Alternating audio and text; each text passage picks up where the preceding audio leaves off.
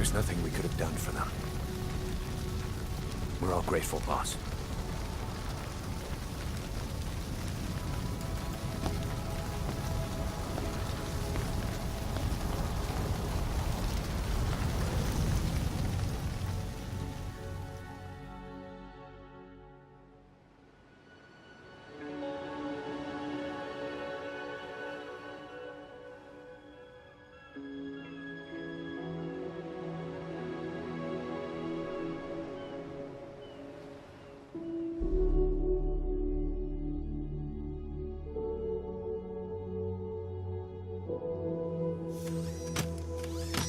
It's your fault!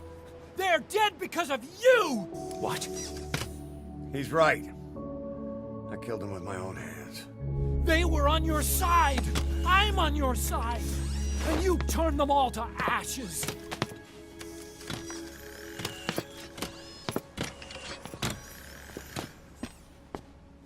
They wanted you to shoot. It was that or be burned alive. Come on. Let's get this over with.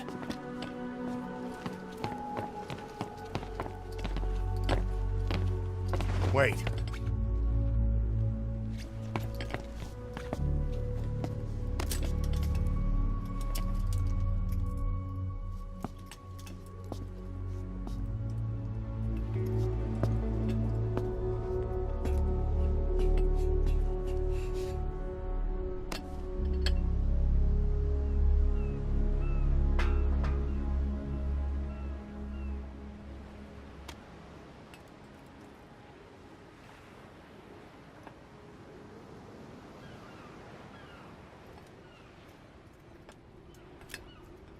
I won't scatter your sorrow to the heartless sea.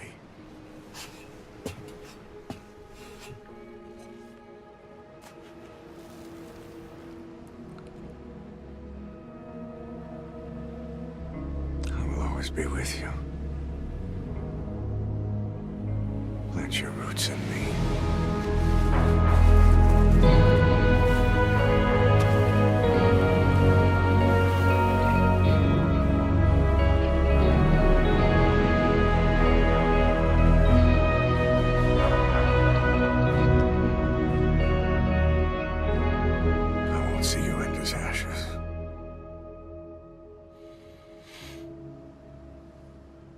You're all diamonds.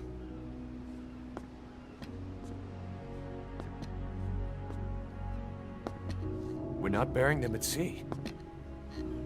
What then?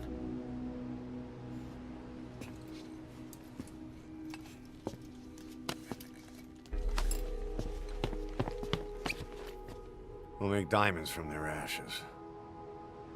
Take them into battle with us.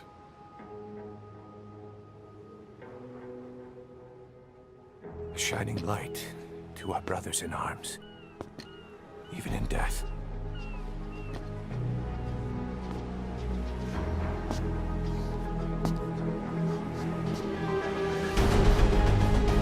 We are diamond dogs.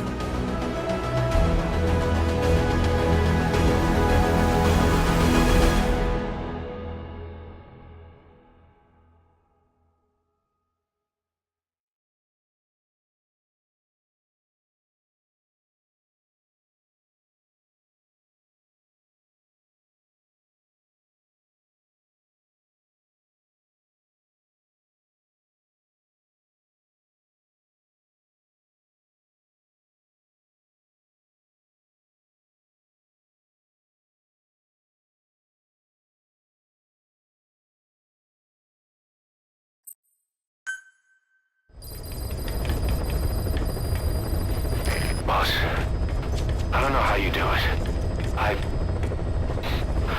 All I could do was obsess over revenge, doubting my comrades along the way.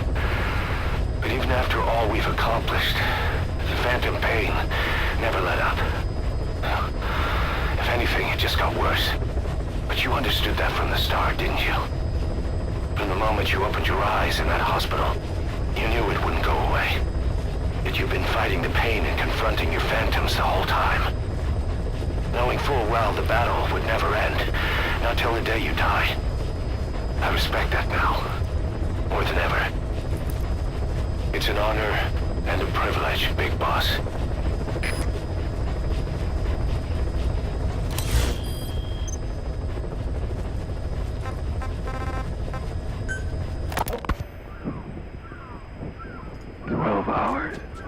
After exposure to the blood of a symptomatic colleague, I found myself making my way up the stairs to this room.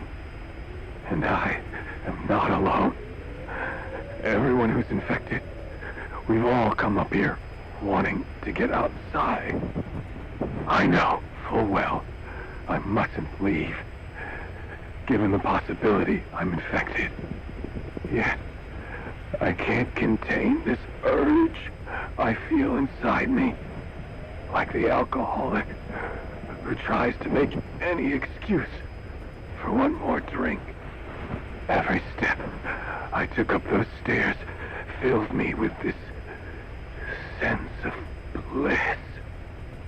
I still have all my wits about me. It took no time at all to rewire the electronic lock and open the emergency exit. Then, just as I was about to set foot outside, I finally realized what was going on. This desire for freedom is not my own, but that of the vocal cord parasites inside me. They want the ravens to feed on us, pecking us to death. Attracted by these sweet secretions, they have mutated to facilitate this. The sweet smell is powerful enough to attract even a species with such a weak nose.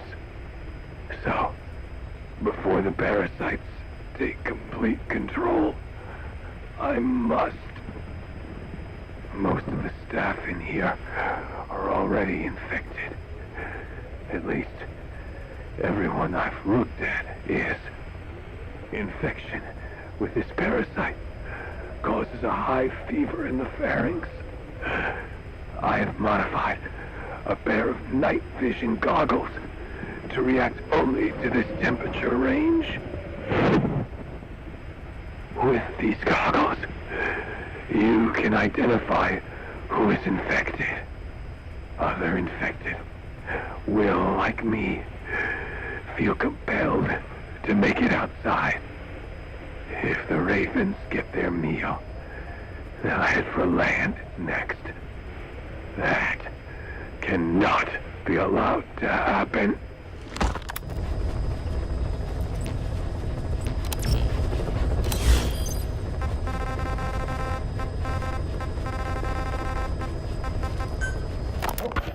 Well, Doctor, I have the report on the incident at the quarantine facility. Assuming the vocal cord parasite underwent a mutation. The only plausible explanations are exposure to some high-concentration mutagen or radiation. As you know, some of the staff at the quarantine facility were infected with the parasites. The Wolbachia prevented them from copulating, but the parasites themselves can't be removed from their host's vocal cords. Once you're infected with Skullface's parting gift, you're stuck with it. The researchers regularly used X-ray equipment to monitor the parasites in their throats. No problem there, they kept a close eye on the radiation doses. But that equipment didn't just give off X-rays. It was also emitting beta rays, even though that's unnecessary for the scans. See, beta rays have far worse effects on DNA than X-rays, meaning the only logical conclusion is that someone added in a beta ray emitter to trigger a mutation. Those beta rays leaked out from inside the equipment. Because the emitter was retrofitted, the shielding was inadequate. And the person who ordered and inspected the equipment was you, Doctor. That makes you the only person with the opportunity to install that emitter. So now you're saying I sabotaged medical equipment for some wild plan to make the vocal cord parasite kill everyone? Or maybe you thought it'd reveal a way to treat the parasite without using the Wolbachia. With that much to barter, I suppose some people would welcome even a pathetic cur like you. Just stop it! You'd have no shortage of buyers, but most would be happy with just the parasite. You wouldn't need to offer anything else. However, if that buyer already knew about the parasite, they'd also know that by itself, it's no longer the ultimate bargaining chip it once was. To sell to that buyer, you need to throw in a bonus. A way to one-up it. There's only one buyer who'd be after that. Emmerich, we record all communications on Mother Base. That includes radio transmissions to and from homemade devices. You've been in frequent contact with people in America. A private biotech company. A client of which is DARPA. And they are connected to Cypher. You made a deal with Cypher. You offered them a new parasite in exchange for your safety. This is the only place in the world where the vocal cord parasite still exists. And you used it as a testing ground. Tried to resurrect their bioweapon. But your plan to obtain the parasite has failed. Your bullshit ends now. And don't think you're leaving here alive.